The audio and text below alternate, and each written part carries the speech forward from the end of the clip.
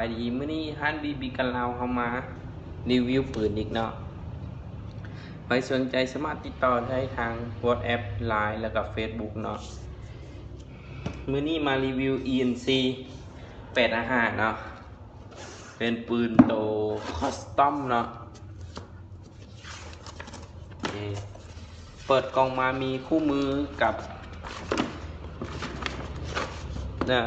เจียสำหรับเจียแนะนำเนาะสำหรับปืน ENC แต่ละรุ่นของค่ายเนาะมีหลายกันมีหลายรุ่นคือกันโอเคแต่ส่วนหลายพวกรุ่นมันสีหายากอยู่พวกบางรุ่นมันสีหายากเพราะมันเป็นของโซนยุโรปเนาะเปิดกล่องมามีดังนี้โมแต่งเนาะไว้ท้ายแมกกาซีนเดี๋ยวสีเฮ็ดให้เบิ่งเนาะแล้วก็มี1ปืนกับ1แมกกาซีนนี่เลยของ ENC จะโบแถมแบตกับใส่สากมาให้เนาะแมกกาซีนงามๆเลย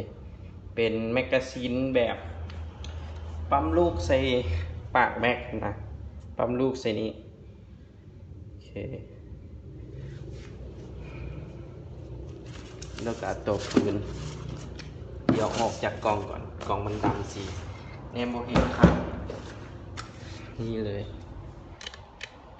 ทั่วโอเคตัวนี้เป็นปืนของ ENC รุ่นนี้เลยเนาะบอกมา ENC 855เนาะเป็นปืนของในหนังจอมวิกเนาะแต่งมาให้คือในหนังจอมวิกเลยเนาะโอเครายละเอียดของปืนเนาะปลายปืนสิเป็นแต่งแบบอย่างวะพี่เจ้าให้ระบายความร้อนได้ดีนะสำหรับปืนแท้แต่ปืนบีบีกันกะแต่งไว้งามซื่อๆแล้วก็ล้างเจาะมาเนาะเป็นซ่องๆมาให้โอเคแล้วก็บอดี้ปืนมีสกรีนลาย NC มาโอเคแล้วก็มีลายของทารานให้เนาะเป็นค่ายโมปืนตัวนี้เนาะค่ายของมันชื่อว่าทารานมีระบบเซฟเซมิออโต้เนาะตัวนี้โอเคไก่เป็นไก่โค้งเนาะโมเมนต์ไก่ซื้อเพราะกระเจ้าสิแต่งแต่บอดี้ท้ายเป็นท้ายมีปรับ5ระดับเนาะโอเคแล้วก็มีหูสร้างมาให้ไว้ห้อยปืนมันใส่สายแล้วก็ห้อยตอนวางตอนโบราณจับเนาะมีแต่ห้อยไว้เบื้องนี้คือกันมีระไฟทารางมาให้2 บอลเนาะโอเคแล้วก็เจนนี้เป็นเจน2เนาะเป็นเจน2เดือนฮอฟสีฟ้าเนาะโอเคแล้วก็ตอนนี้ความยาวอยู่14 นิ้วเนาะแต่นับแต่นี้ฮอตหน้านี้เป็น14 นิ้ว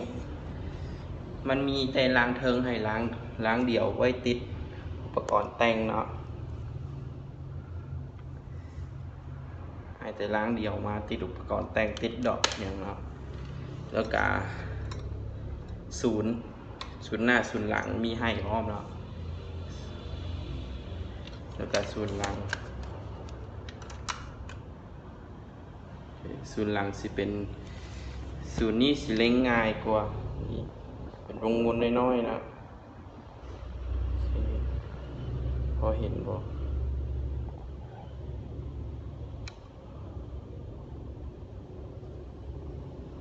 เดี๋ยวโฟกัสนี่เล็กน้อยๆมันมี5 ระดับเนาะ6 1 2 3เนาะหันเอาเลยเนาะมักระดับใด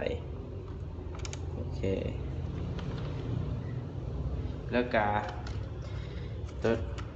โตโมนี่นะวิธีมีแต่แกะโตท้ายนี่ออกเนาะทั้งห้านี่แกะออกเอาเป็นชุดนี้ออกเลยเนาะโอเค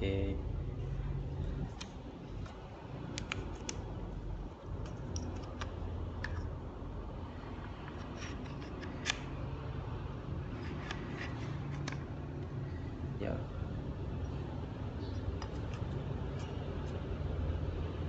ต้องเอาชุดนี้ออกแล้วก็ค่อยใส่ตัวนี้ได้หรือมันมีเดี๋ยวมันมีกระเจในขันแป๊บหนึ่งหาแป๊บหนึ่ง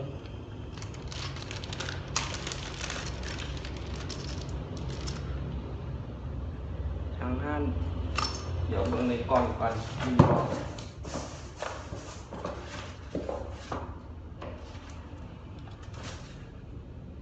ในกล่องบูมีมาให้เนาะ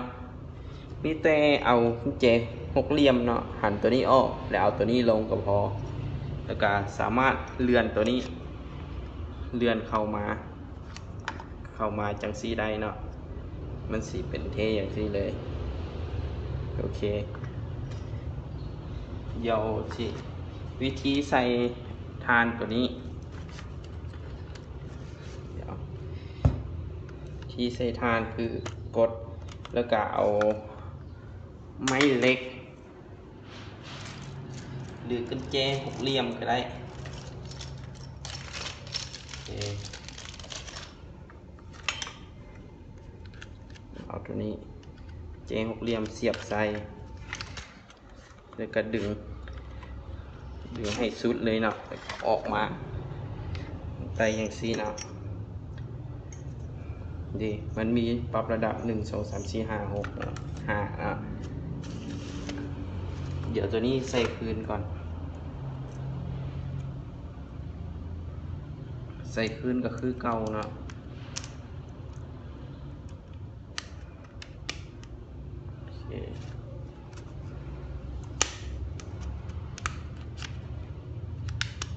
โอเค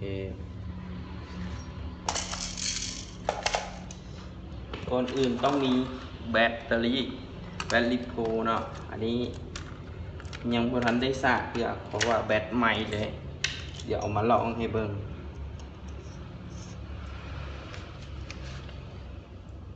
ตัวนี้วัดความแรงได้อยู่400 ซาวเนาะ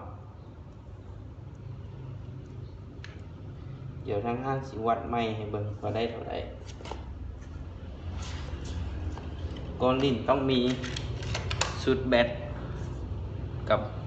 หัวสากเนาะหัวสากแล้วก็แบตวิธีใส่กะลืมบอกวิธีใส่ให้วิธีใส่ก่อนอื่นเอาแบตเข้าก่อนนะแบตจังซี่เอาเข้าในก่อน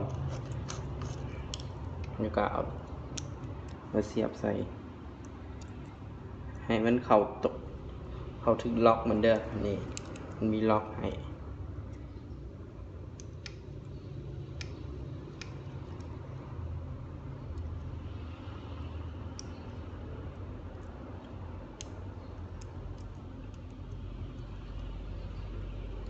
โอเคแล้วก็ปิดท้าย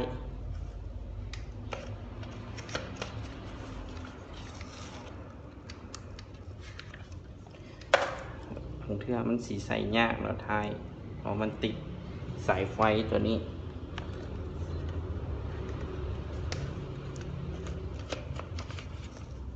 โอเค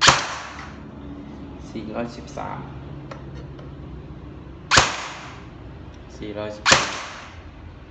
400บวกเนาะ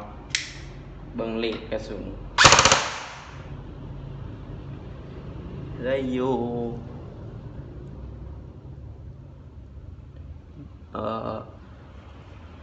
เบิ่งลองใหม่ได้อยู่ 1.5 เนาะแล้วก็ 5.48 เนาะทดสอบกระสุน 0.02 เดี๋ยวมาลองเป็นแม็กปันเบิ่งเนาะ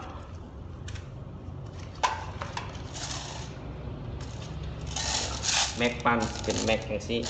แล้วการลุมก้นมีเครื่องปั่นเนาะเวลาปั่นมีเสียงแม็กปันสีบรรจุได้หลาย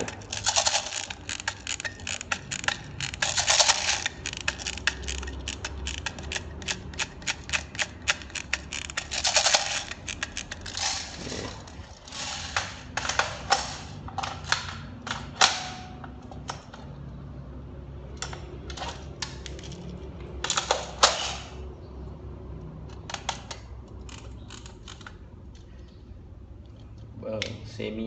ความแห้งสำคัญบ่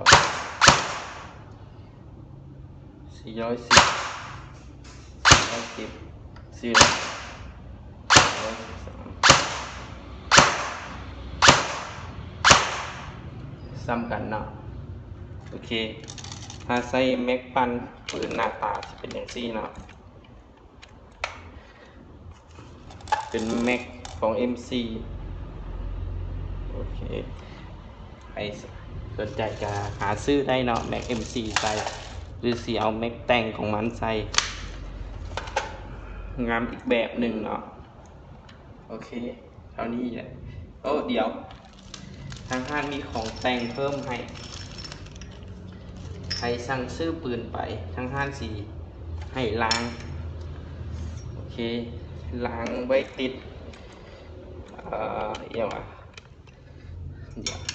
ล้างไว้ติดมือจับเนาะ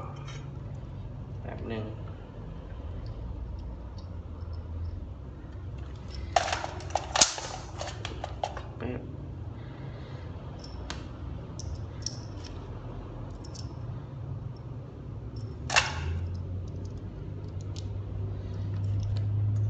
เอาไข่พวงมา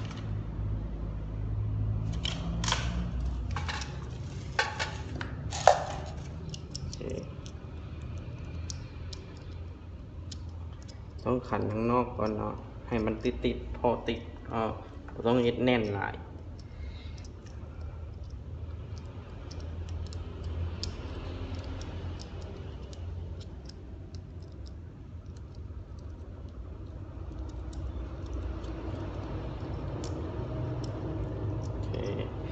แล้วก็มาใส่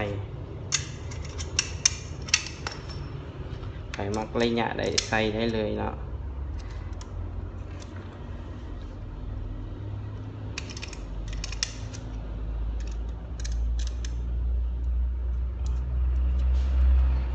เดี๋ยวแป๊บนึง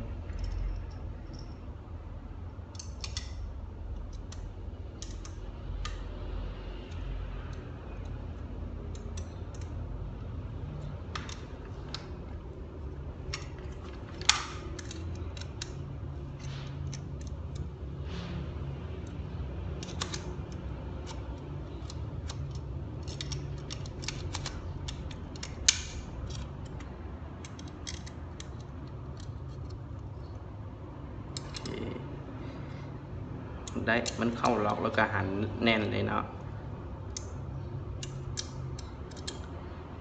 สีได้อย่างที่โอเคแล้วก็เอากิ๊บหน้าใส่เป็นกิ๊บมือจับข้างหน้าเนาะข้างห้างจะแถมเป็นชุดจังซี่ให้เลยโอเคนี่ใส่ผิดเรื่อง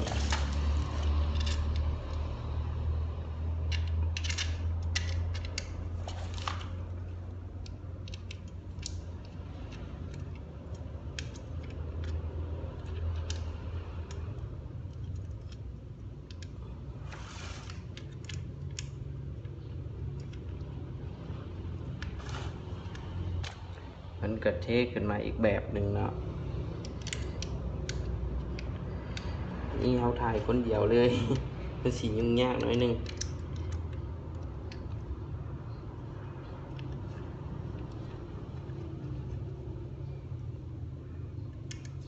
โอเค